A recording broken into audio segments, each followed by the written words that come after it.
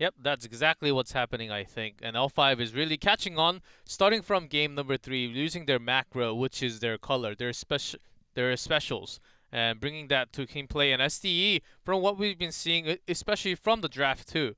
It's really coming true, and I can't really find somewhat, but I can really find the whole from Noblesse coming out. Hooligan, the only tank oftentimes in the front line. Sometimes game 1 and 2, it has been very tough. The only tank sometimes Arthurs has been focused so many times, but in the later games, he's been very solid, especially with Tyrael.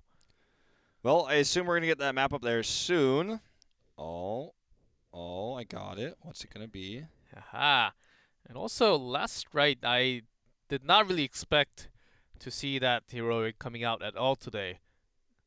I had to scroll all the way to the bottom. Okay, not the map I expected. Really? Which means it's not Crystal. Spoiler alert. Aha, okay. Infernal Shrines?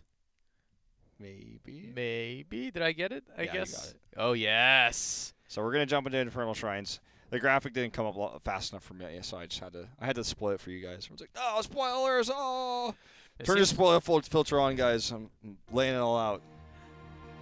It is, and of course L5, after winning game number 4, they're the one that picked this map, Battleground, and Tempest will take first pick.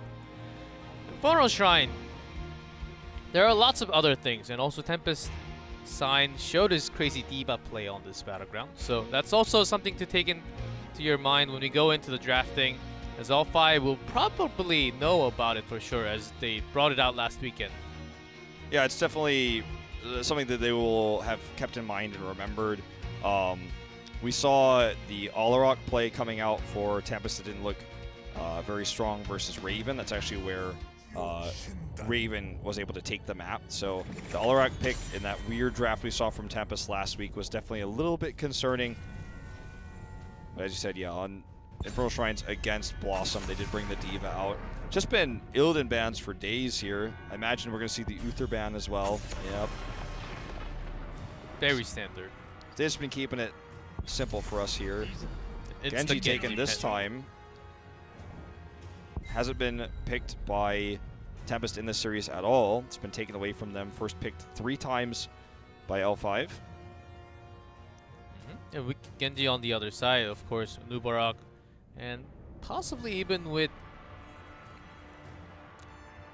I want to say Ario, because I think L5 has more team comp, that more hero pool that they can make with Ario, like Vala, even Lunara, Kerrigan coming out with Tastar later on. I think they have what it takes, and SCSC can basically fill in for all the heroes that they need later on. So even grabbing Tastar seems very good from the beginning.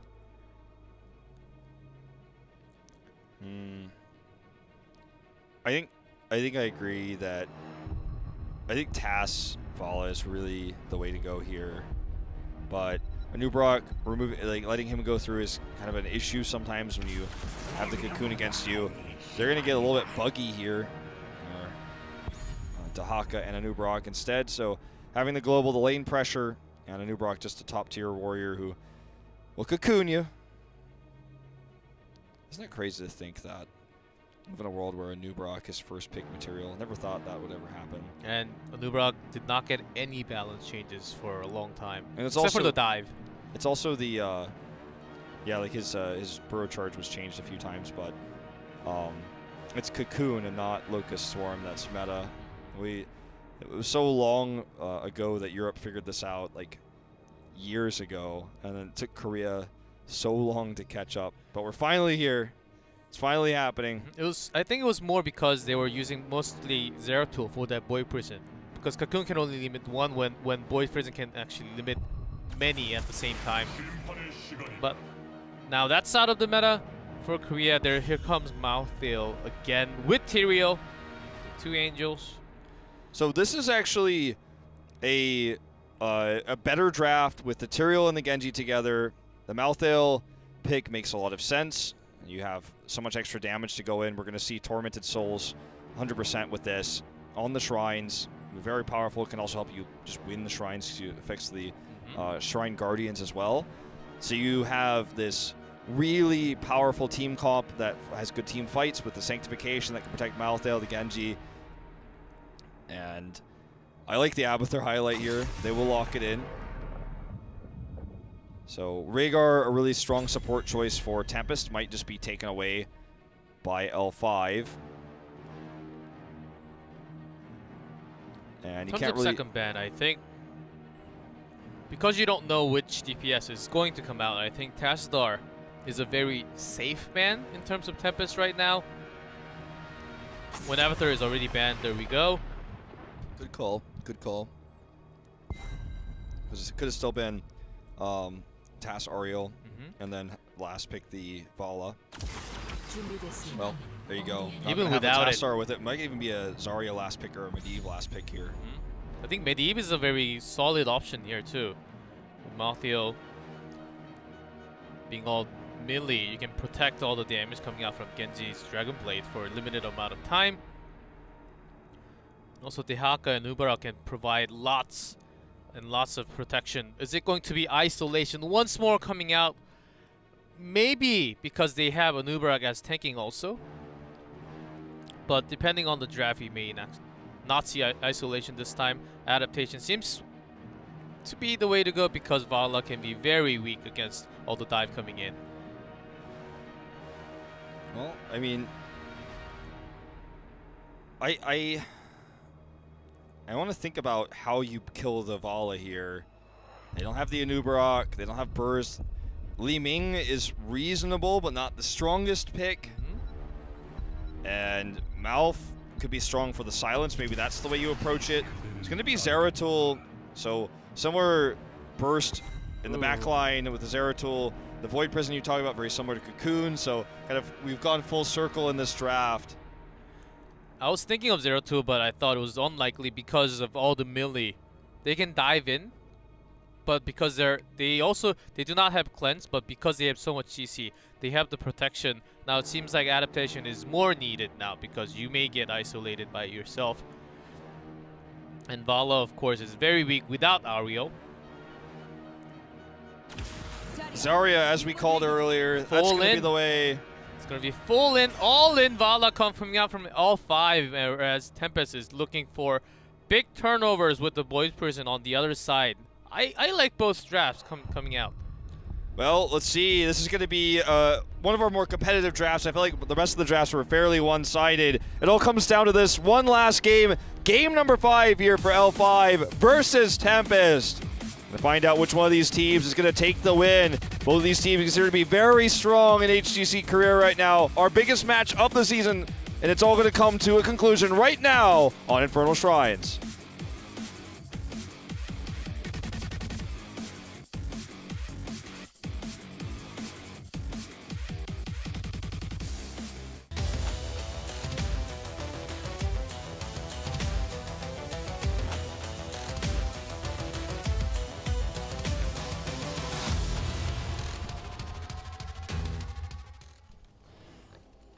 On blue side, L5 has Hooligan on Anubarak, SC on Vala, Chang'e on Dehaka, SDE on Zarya, and Soy on Ariel.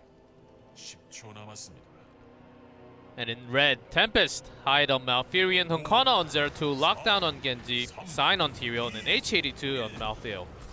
So if you have the Malfurion Malthael combo, is it Mouth Furion or is it Male Furion? That's a tough question. That's a very tough question. Malthael? I think we need a Reddit build on that. I don't know. Well, I was guessing Hunkana will be playing on Genji. Actually, Lockdown is on Hunkana on Zeratul this time. There's a drag onto Genji, and that's going to be the first kill already. That's not a good sign. Harassment coming in here for the backline by Zeratul, but it's not enough to turn the fight around. Pretty one-sided one there, and we are going to have the top lane be the Malthael for the time being. Honkono perhaps to harass and get pickoffs there.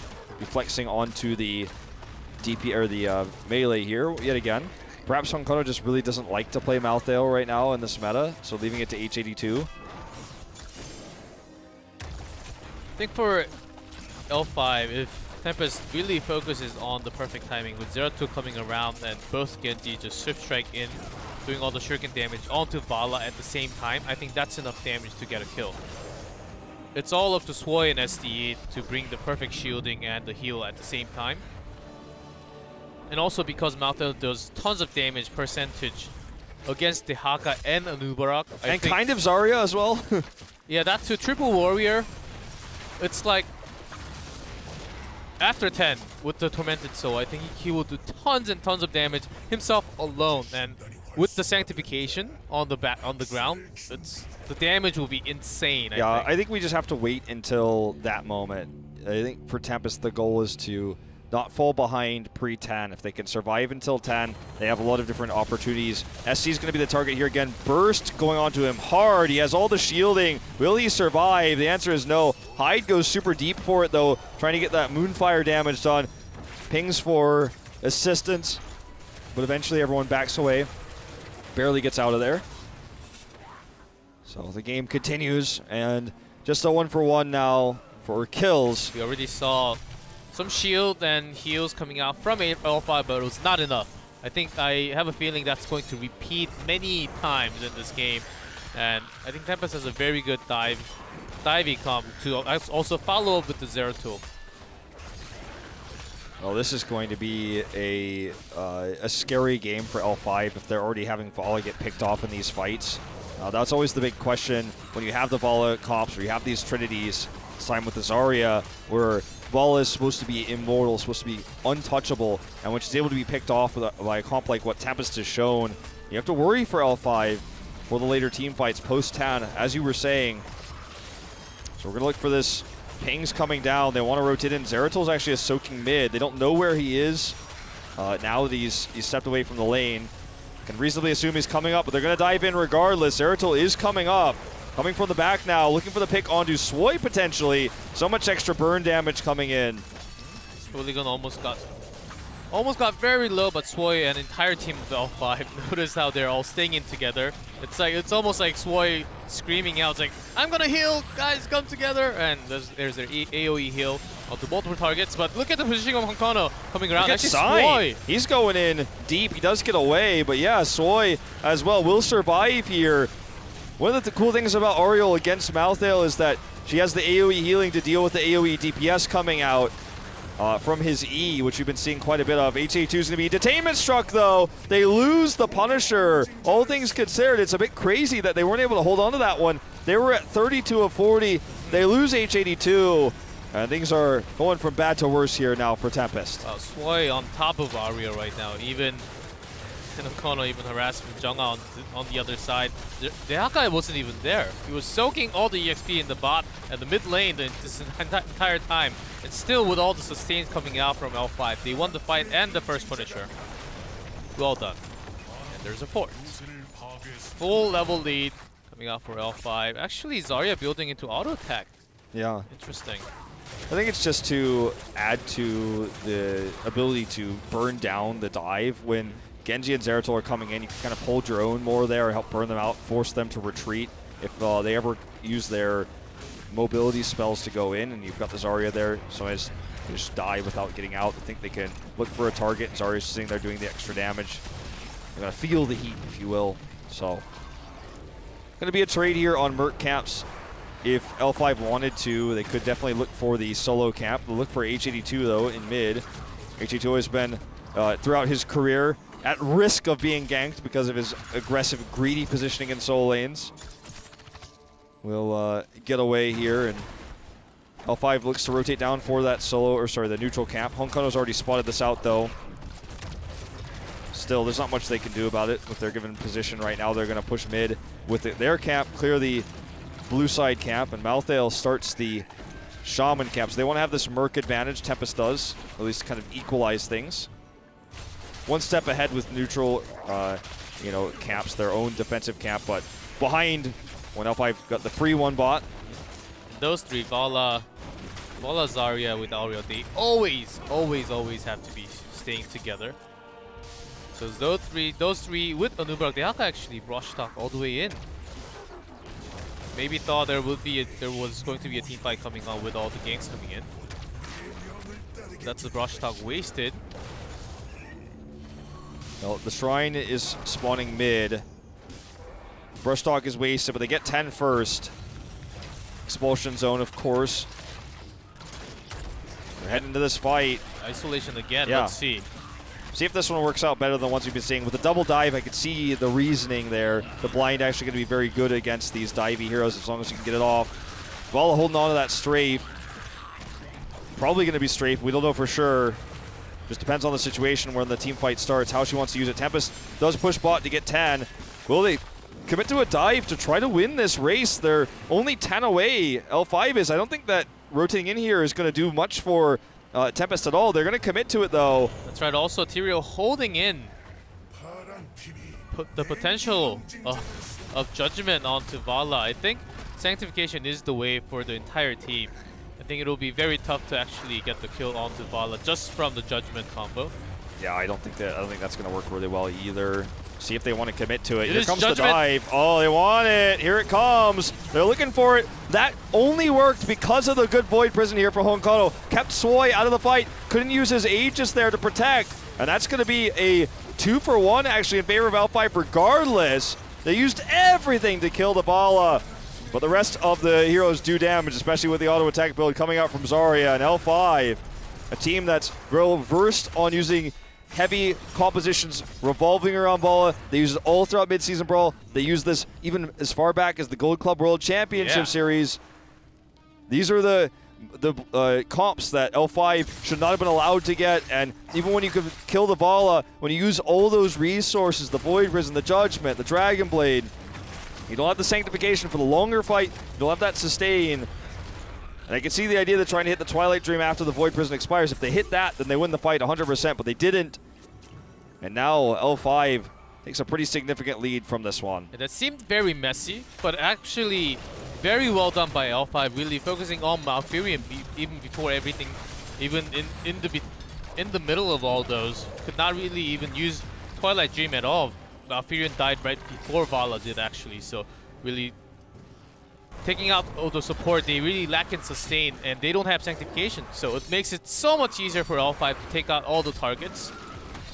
I think the focus will be on Malfurion every single time, and even using Isolation, cocoon him out, and Tempest will not have any kind of healing whatsoever. Cocoon going down.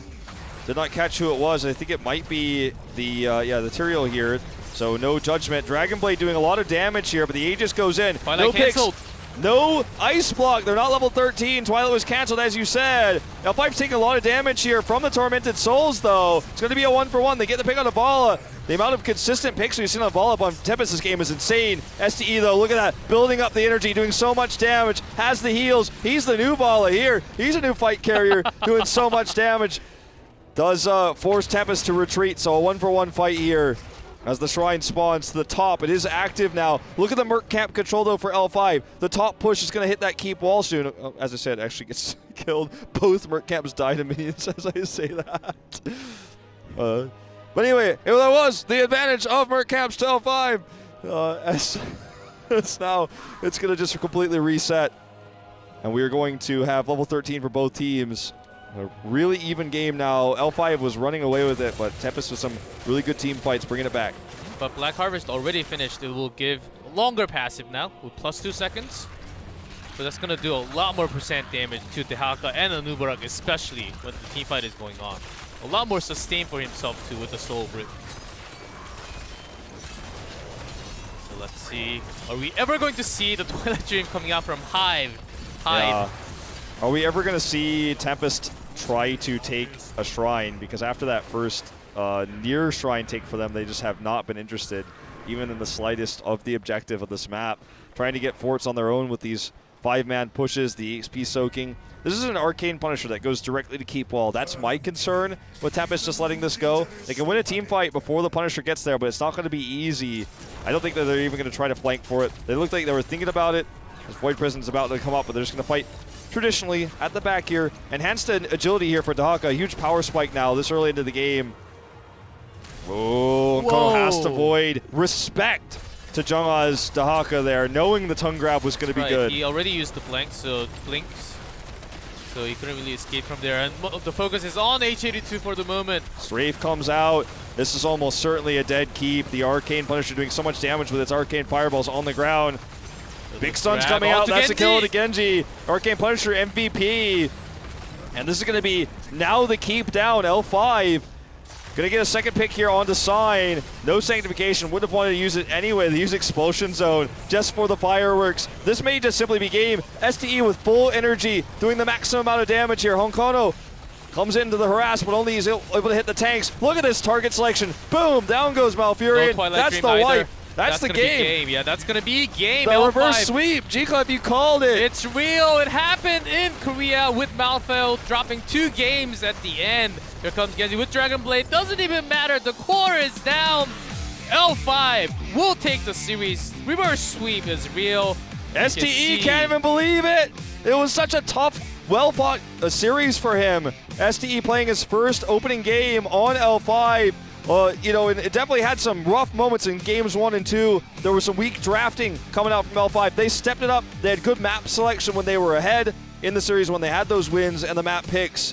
And it's going to feel bad right now if you're a Tempest fan. They looked so dominant. They had good drafts, but they just weren't able to adapt as the series adapted around them. So really well played by L5. The better team fights there. The understanding of when to use the objective. The Dahaka play was really good. And I have to put the blame, and I was wondering when I might have to say this, but I have to put the blame on Honkono overall in the series. His inability to play different talents on Greymane, his forced swap onto the Muradin in that last game, and I don't know, man. It just was not as impressive as what it was when we saw them last week. And also Haymaker also costed the entire team very big on Towers of Doom. Of course, that was the turning point. Turning point started from Sky Temple for L5. But on the other hand, I really want to give my spotlight to Swoi. Back in Towers of Doom, of course, he overextended a little bit, but it was sometimes he sacrificed himself for the team. And also his aerial play on game number 5 was insane. He's spotting Zeratul every single time, really pressuring Honkono from coming around the side and landing on those perfect Void Prison. I think he was the key player for today. The Tainment Strikes were really good there in that last game especially. I kind of want to give it to STE. I felt like especially his Zarya play was really good there at the end. I get a feeling we're probably going to hear from one of the veterans, maybe Sign or SC going into this interview today, but I would love to hear from STE since he's a new player on the team. A lot of high expectations as he's replacing Nacho Jin. And, you know, you've got Hooligan who could be interviewed because he's replacing Noblesse. That's right. There's a lot of high pressure on these two players, and everyone's saying L5 is not a strong team. They're looking to be a weaker team this season because of the loss of those two players. But today they proved themselves big time. Yeah, that was an insane series. One of the best series after Mighty last weekend. I think this really proves already that L5 has what it takes to go to that Eastern Clash, but we're not there yet. Before we're going to hear it from the MVP of tonight from L5.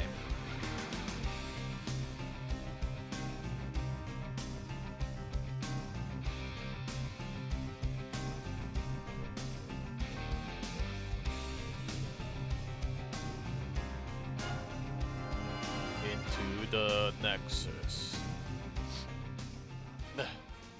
So it's going to be SC 주인공은 SCS 선수. as our MVP for the L5를 좀 이끌면서 부담감이 상당히 좀 컸을 텐데. post-game interview. G-Club is here to translate. 아니요. 역습이 너무 지금. Reverse sweep. That was real. I'm touched. I'm touched from your gameplay today. L5 is still good. We can play against Tempest. How did you feel today? 솔직히 저희가 약간 거의 약체 Honestly, 평가를 많이 받았어요. We were rated as the weaker team going in. 경기가 되게 중요했거든요. 템페스트가 And of course, this match was one of the most important one today. 저희의 역량이 어느 정도인지 And we could also test how strong we are compared to other teams. 역습에 성공해서 다행인 것 같아요. But with the successful reverse sweep at the end, I think I'm very glad at the end of the day. 솔직히 진짜 너무 힘들었거든요. 이 경기까지. 그래서 Until game number 2 was super tough. 했는데 3세트 때 저희가 Starting from game number 3 though, I think we really had it going. 이제 마지막 경기에서 약간 최종 병기 느낌으로 발라를 항상 꺼내거든요. 그러니까요. But in game 역시 5, you guys 꺼낼 brought 때 your 분위기가 favorite, the 없네. old favorite, the 어, Vala. 꺼낼 때 저희가 픽맨을 좀 괜찮게 했다 생각했어요. 근데 We thought we had a pretty good, strong 발라가 draft. 요즘에 발라 저희 많이 나오긴 하는데 And Vala, of 발라가 course. 주인공이 아닌 조합이에요. 거의 발라가 죽는 조합이라서 Vala, it's a baited comp 자리아가 into Vala. 마지막에 공주님 조합. 네. 그러니까 네. 이제 이외그 외관은 마치 호위무사 같지만 알고 보니 공주, 실제 공주, 실공. 예, 그렇죠. 그래서 약간 그 느낌을 실었던 게 맞죠. So honestly, it was 네, more of 저희가 Vala was 발라가 actually a bait. 약간 Zarya doing more 역할이라서 damage. 그렇죠. 발라 미끼오카 그리고 평택 눕고지 자리가 끝까지 눕고. 네. 와 기가 막히네요. 그렇죠. 그 큰 그림의 승리.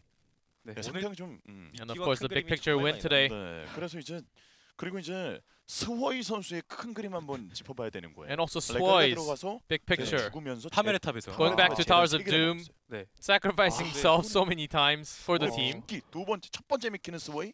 He was the real bait today.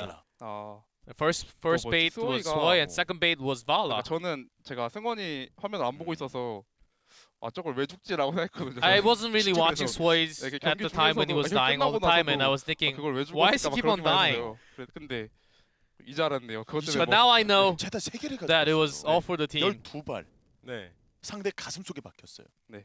와. It was all for the team 그러면 to, 이제- for you guys to channel all the 질문 중에 altars. 아바투로 그렇죠. 인터뷰가 좀 기다리고 있습니다. 아바투로가 메시지 보낸 건데. And after interview again, 이전 네네. 경기에서 지금 did you watch all the 오늘 첫 Chogao 번째 games today? 테마가 초갈이 미래다. Chogao is the 초갈을 잡는 자 future. 승리한자는 그 법칙이 이어졌어요. 네. L5가 생각하는 초갈은 Chogao 100% win rate 어, in Korea. How do you think of 초갈이 Chogao? 확실히 스크림에서도 많이 나오고 In Scrim, we 좋은 actually 픽이라고 do. 생각해요. 근데 It does come out often. 약간 It's a very strong pick. 연구가 된 팀이랑 안 된 팀이 약간 구분이 확실하기 때문에 네. But there are teams that really studied 차이인 것 into it 같아요. and who 좋은 did not 픽인 건 study 맞는 at 것 all. 그러면 지금 L5는 연구가 됐습니까? Did you study in? Did you guys study into Chogao? 어, It's a secret. L5가 We can't tell you. 예. 이렇게 숨기는 게 가끔씩 있어요. 그렇죠. 네. 오늘 자 이렇게 되면 이제 It's a secret, guys. 앞두고 있는데 It will 블랙 좀 He's 부담이 like, no, I'm 되죠? not going to tell you my Stratocaster part. What are you 아니구나. crazy? 그래도 네. 해낼 수 있다는 걸 보여준다면 거기도 약간 리빌딩이 좀 있었잖아요. 네.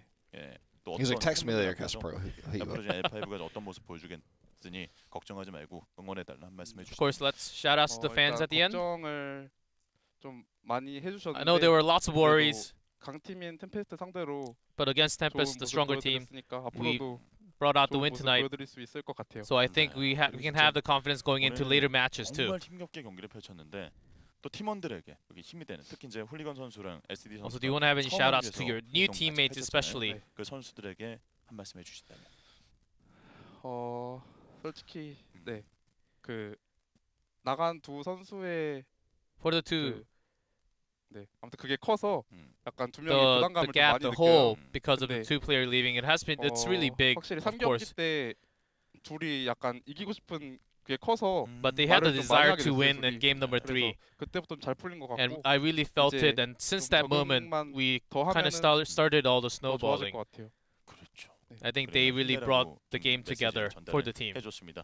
자 이렇게 해서 오늘 경기의 승리의 주역 김승철 선수 만나서 이야기를 And 나눴고 that was 앞으로 좋은 SCSC 모습 with their 기대하겠습니다. interview with their reverse sweep. 자, 오늘 최종 L5 경기 taking the 결과 series. 소개해드리겠습니다. That's right. We'll take a look at the results. The reverse sweep was real. Tempest with the better drafts on Dragonshire and Battlefield of Eternity. They got Malthael there, but then on Sky Temple, L5, better rotations. Towers of Doom, similar story. Weak draft for Tempest where they had the Abathur Tracer. Then on Game 5, Tempest brought the Malthael in. Couldn't get enough of an early edge there. Lost the team fights.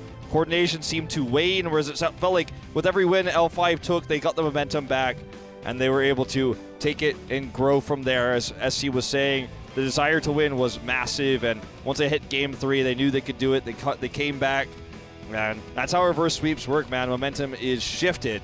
So, good matches today. Definitely, I'd say the match between Mighty and Miracle was a close series overall, but this one is only the second best. Really good high-level matches. The matches we expected to be good from week to week did not disappoint us, G-Clef. Yep, and also we got to see the little taste of Chogao coming into play, and also lots of Malthael. I wonder what other regions are also holding as they will be playing later tonight and after we're done today.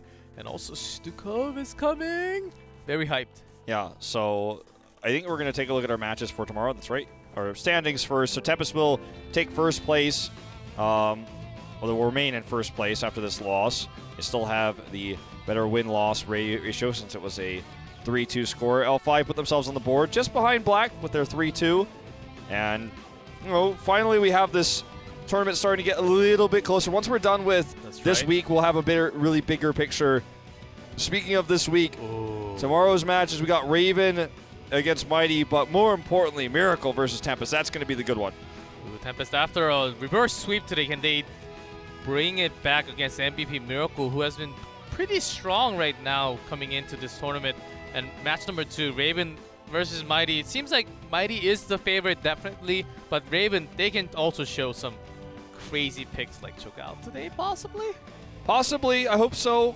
We'll never know until we see it. Hoping we get to see some EU Cho'Gao later on tonight, because I'm pretty hyped about that. But I have bad news, guys. What is it? I wasn't sure if I was going to tell you guys this today, but the Stukov announcement is canceled. It's not happening. No, I'm just kidding. Of course it's happening.